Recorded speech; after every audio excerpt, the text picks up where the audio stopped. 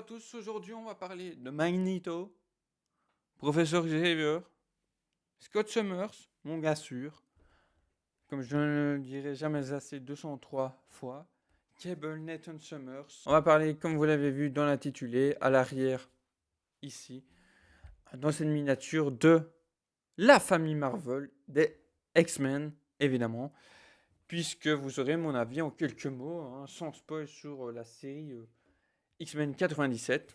Voilà, de toute façon, c'est dit dans le titre de la miniature, etc. Et puis, on passera à une petite tier list, vraiment toute petite, à travers les personnages, comme je le fais souvent sur des séries, généralement, ou des comics, etc. Mais principalement sur des séries, des sagas, et bref, pour parler, du coup, avec spoil. Vraiment, ce sera une petite vidéo hein, de ce que j'ai apprécié ou pas dans cette série, mais globalement, on est sur du positif. Voilà, comme ça, c'est déjà un petit peu spoilé au niveau de mon avis. N'hésitez pas à liker cette chaîne YouTube, cette vidéo, à vous abonner pour ne rien rater, surtout à activer la cloche. Si vous êtes curieux de connaître la vie d'un petit passionné de pop culture, comics, films, séries, à me suivre sur les réseaux sociaux ici en bas à gauche de votre écran, si ça n'est pas encore fait. Je vous souhaite une belle vidéo, petit générique de toujours Kevin L que vous pouvez retrouver tous les dimanches chez le comptoir d'ici qui fait des petits shorts là, voilà, l'univers d'ici forcément. Je vous souhaite donc une belle vidéo et à tout de suite.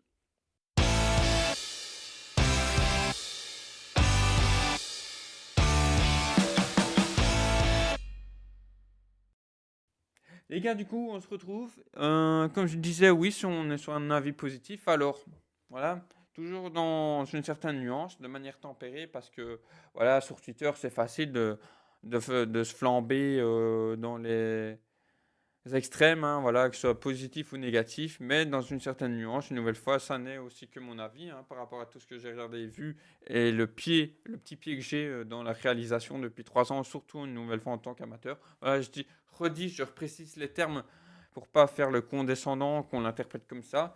Parce qu'il y a des choses que je vais dire aussi où on pourrait se dire, mais tu critiques ça, mais tu fais, voilà. Puisque, ben voilà, une nouvelle fois, je remets un petit peu le contexte de pourquoi j'avais pas été direct quand premiers épisodes sont sortis, puisque, ben, une nouvelle fois, pour ceux qui ne le sauraient pas, on a énormément de quantité, sous plein de choses, plein de formats, hein, notamment quand on parle d'art, donc de films, de séries, de musique, etc. Énormément de quantité, alors il faut fouiller, il y a des petites pépites, mais voilà, il faut quand même savoir où fouiller, etc. Donc c'est vrai que je suis moins branché là-dessus, je suis moins à l'instant T et tout. Voilà, moi j'ai pris ma grosse décalote ces dernières années, je le rappelle avec les licences notamment, bien que je regardais déjà autre chose hein, depuis plusieurs années, parce que j'ai pas grandi qu'avec ça. Là où du coup pour certaines des nouvelles générations apparemment baigner principalement dans la pop culture. Voilà, du coup, bah, c'est clair que quand on essaye d'avoir des débats, que ce soit sur les réseaux ou même des fois sur YouTube, etc., bah, c'est compliqué. Il y a un fossé en fait, bien que certains restent ouverts, etc. et tout. Mais enfin bref. Et donc, je critique ça aussi de ce surplus de quantité, alors que préciser mes propos ici, que voilà une nouvelle fois donc je suis réalisateur amateur et cette année notamment c'est vrai que je suis full projet voilà. J'ai quand même compté, je dépasse les 10-15 projets de prévus cette année. Après est-ce que tout se fera, je ne sais pas, mais donc c'est vrai que ça paraît très actif, hyper actif de mon côté. Alors ce côté-là, mais de mon côté en fait c'est surtout pour me différencier, me séparer de ma web série, bien qu'il y a quand même un dernier projet là cette année que je fais. Et donc, ben, je fais un mash-up de ma web série pour voilà, dire de vraiment boucler ça et que ça s'arrête définitivement. Voilà, il n'y a pas de mytho, hein. Donc, l'épisode cast est sorti l'année passée, en février. Et puis, j'ai fait 2 spin-offs qui sont sortis l'année passée. Là, il y a un dernier, mais vraiment court, qui sortira lié à ce mash-up de saison 1. Voilà, que tout ça, ça sortira en juin, mais Berserkers Chronicles, lien dans la description en fin de vidéo. Et enfin bref, tout ça pour dire du coup, bah oui, je fais beaucoup de contenu, comme les choses que je critique, mais sauf que moi, c'est pour me faire davantage la main en fait, continuer d'apprendre, de me perfectionner. Là où du coup, les gros studios, c'est vrai que par tout ça, ça me casse un peu les bonbons parce que eux, pour le coup, ils se disent on va faire du fric parce que les gens ils sont cons. C'est pas moi qui le dis, c'est comme ça qu'eux le pensent, voilà, d'une certaine manière. Et enfin, soit. Et donc là, pour le coup, ben, X-Men 97, pour en revenir à ça, ben, j'ai finalement été, parce que ma curiosité sur cette euh, nouvelle, enfin, on est quand même sur une continuité de la série X-Men des années 90, forcément, que moi, avec laquelle je n'avais pas grandi, bien que je suis né en 95. Moi, j'ai grandi avec X-Men Evolution, pour ne parler que d'X-Men en série d'animation. Puis j'ai tenté, il y a quelques années, X-Men 90, et je pourrais passer les dessins. C'était plus au niveau de l'histoire que je trouvais voilà, très classique. Alors ici aussi, c'est classique, surtout dans le final, au niveau de la relation Magneto-Xavier. C'est même, peut-être que certains vont mal le prendre quand je vais dire téléphoner. C'est surtout qu'en fait, j'ai déjà vu ça pas mal de fois. Et que bon, leur relation, qu'on a vu pas mal de films, de séries sur les X-Men, ou encore qu'on a lu quelques comics, notamment comme ceux à l'arrière, ben voilà, on la connaît quand même, hein, voilà. Et la plupart du temps, ça ne dépasse pas ce stade. Donc je vais dire, il y a des choses que, voilà, je vais dire prévisibles, très classiques, voilà, pour rester gentil. Mais la force de tout ça, ben, c'est quand même l'écriture de ces personnages, de ces relations. C'est une nouvelle fois ce que j'aime dans l'univers comics de manière générale. C'est certes, ces personnages ont des pouvoirs, on peut avoir des séquences de baston qui envoient du lourd, notamment comme dans le film Man of Steel. Voilà, mon film préféré d'adaptation de comics. Et donc, ouais, globalement, voilà, comme je dis, de toute façon, c'est pas des critiques, hein, c'est toujours mes avis, mes ressentis. Je ne serai jamais le critique YouTube, ça se voit de toute façon à travers ce que je fais, ce que je me sens pas avoir les épaules pour, jamais de toute façon. J'ai pas fait d'études cinéma dedans, bien que j'ai eu une courte expérience par une formation d'audiovisuel par un réalisateur, hein, quand même belge et tout, qui commence à prendre du galon aussi. Enfin bref, donc voilà, c'est que mes petites connaissances par cette formation, les livres que j'ai lus, ma passion, voilà pour tout ça, le pied que j'ai en tant que réal amateur, qui fait que j'ai apprécié, notamment du coup et mes goûts forcément, hein. Les épisodes 5 surtout, 4 et 5 il me semble, donc forcément centré sur les Summers. Et les deux trois derniers là, Baston je le connaissais pas du tout, donc ben voilà, de toute façon c'était évident que en faisant une adaptation comme ça, je vais te dire libre ou en tout cas qui rebrasse, qui tentait de faire quelque chose de ouais, d'une certaine manière originale, tout en rendant hommage, respectant leur X-Men, ben, que je tomberai un moment sur des personnages que je connais moins, parce que ben, les X-Men, quand même, pour rappel, c'est des personnages qui existent depuis les années 60, 63 précisément. Enfin bref, je m'éternise. Vraiment, bonne petite série d'animation. Je pense que ça peut être une bonne porte d'entrée aussi, ben, comme ça le fut pour énormément de gens que j'ai vus sur Twitter, qui se sont du coup intéressés davantage à cette famille-là par des comics. Donc moi je peux vous renvoyer à ma vidéo de collection, voilà, présentation, avis de ce que vous pouvez lire ou pas sur du X-Men. Mais globalement, de ce que j'en ai entendu, et c'est un run que je me procurerai cet été, c'est le complexe du Messie. Donc voilà, c'est comme un gros run. Donc si vous le trouvez, foncez dessus. Les Berserkers, c'est normal si vous ne voyez plus ma tête, puisqu'il y a eu un petit problème auditif, si je puis dire. Euh, Par mon programme d'enregistrement. Donc voilà, vous voyez que déjà ma petite tier list est faite, bouclée forcément. Donc je vais vous expliquer pourquoi en somme, vraiment en quelques mots, le nom des catégories, pourquoi ces personnages se retrouvent, ces divers personnages se retrouvent dedans.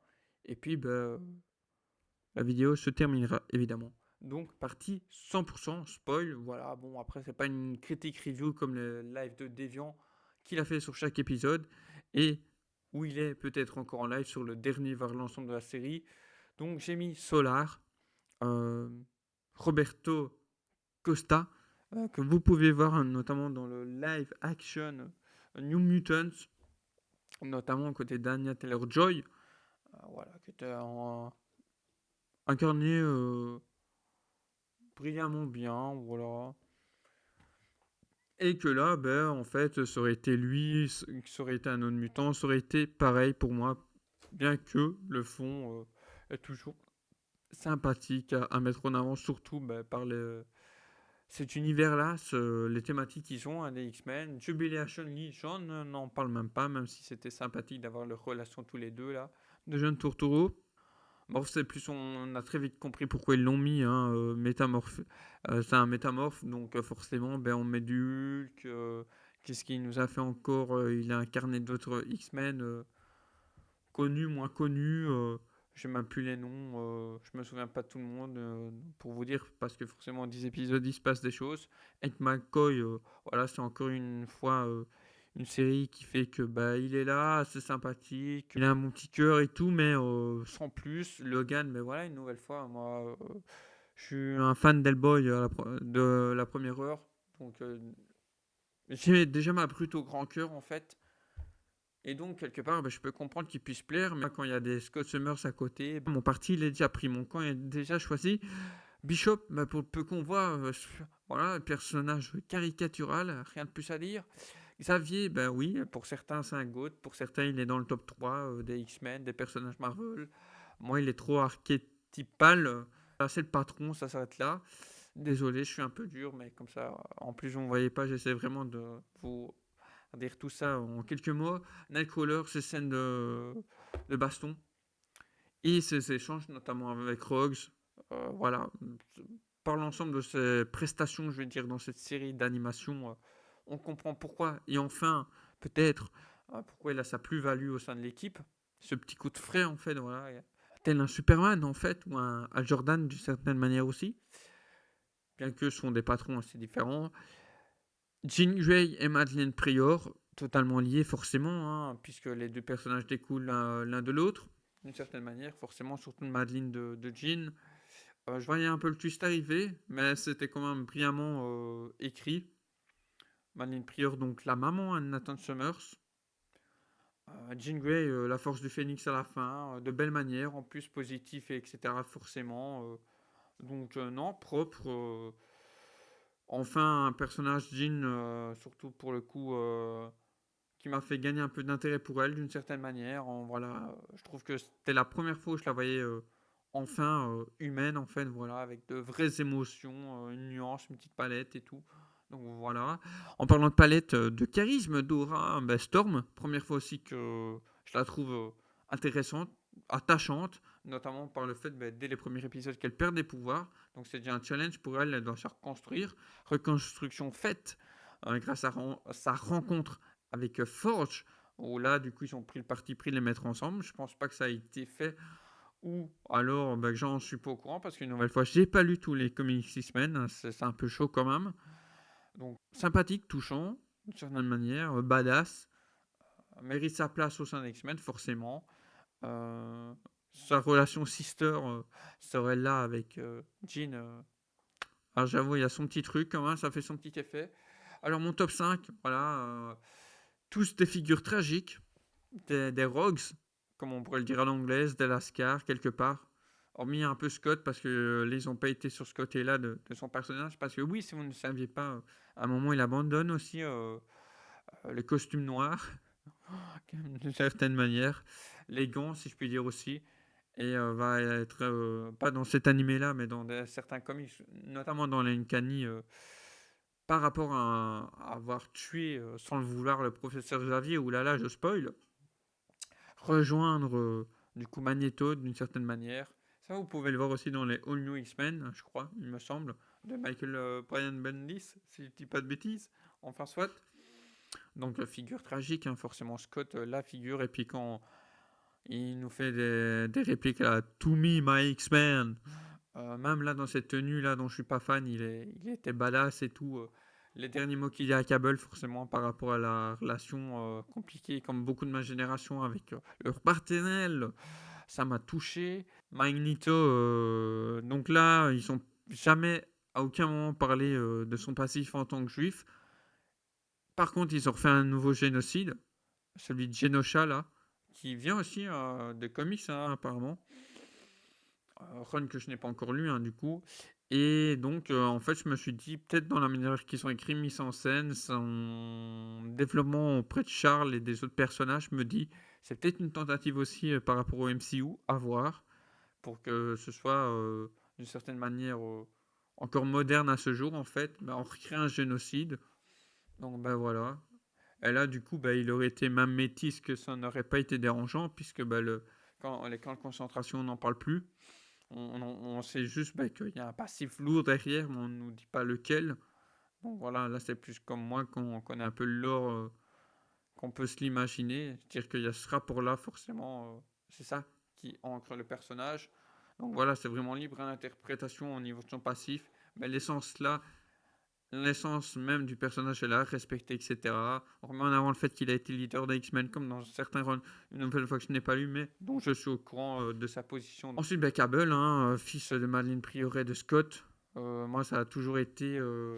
depuis que je l'ai lu une nouvelle fois, je ne dirais jamais aussi assez ça. Cable et Deadpool, le meilleur run sur Deadpool. Si vous voulez, bon, il y a toujours des petits trucs dedans où c'est globalement, on est quand même sur des choses un peu plus pertinentes que dans pas mal de ces comics, voire dans pas mal de comics Marvel en fait.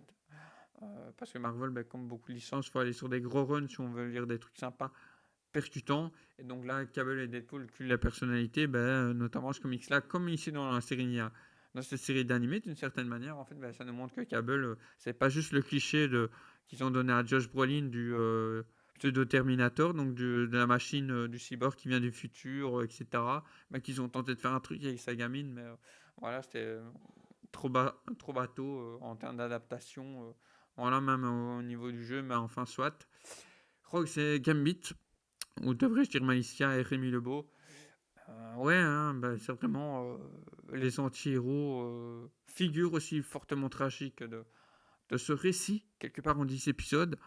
Le sacrifice de Gambit, la détermination, l'aura, le charisme des deux ensemble. Voilà, vous ne voyez plus, mais vraiment, j'espère que cette vidéo vous aura plu. N'hésitez pas à mettre le petit like, de vous abonner, etc. si ça a été le cas. J'aurais pu mettre ma caméra, j'avoue. Du coup, là, je joue Monsieur Invisible. Voilà, je postule auprès du MCU si leur actrice de Vanessa Kirby, qui incarne donc Invisible Woman, enfin qui va incarner Invisible Woman, Madame Fantastique dans quelques années, pour leur nouveau live action Fantastic Force, se casse. Que je veux bien donner la réplique à le Reed Richards latino, donc Pedro Pascual. Voilà, sans souci. Je vous fais la bise, portez-vous bien. C'était mon avis sur X-Men 97 et à la prochaine. Ciao, ciao.